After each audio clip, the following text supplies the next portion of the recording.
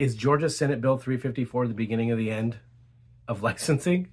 No, far from it, and I'm going to tell you why. There's a lot of misinformation about this bill. This is not the removal of cosmetology and barbering licenses in the state of Georgia. Cosmetology licenses aren't going anywhere. There's only a few aspects that are being deregulated, and let me tell you a couple reasons why this might actually be a good thing.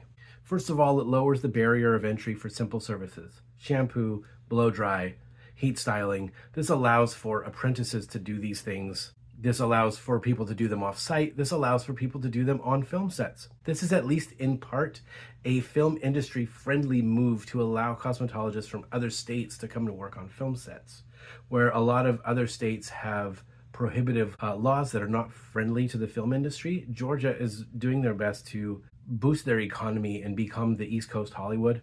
This is just another step in that direction. Things that this bill does not include. You still need to be licensed to shave, to do nails, to do waxing, to do any sort of chemical or hair cutting. You still need a cosmetology or barber license for those things. This bill is not going to remove cosmetology licensing. This bill is going to lower the barrier of entry for lower income people to actually help maybe pay their way through cosmetology school. It'll allow them to work in the film industry, to allow them to apply makeup for special events without fear of being penalized for doing their craft. Of course, this will open the door to certain businesses like, say, blowout bars that could potentially run completely unlicensed. You know, there is some potential danger with some good, but in this particular sense, I think we should think twice before decrying all deregulation and really take a look at the bill and consider what is being said. Whether or not this bill passes, whether or not you're for it or against it, I encourage you to speak your mind and reach out to your legislators. But regardless of whether or not this passes,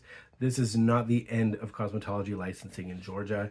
Georgia has some of the highest hours requirements, but it's also the one of the few states where you can still apprentice into a license while working in a salon rather than going to a cosmetology school. It takes longer, but you get real world experience, and it's a really cool thing that I wish more states did, and that's not going anywhere.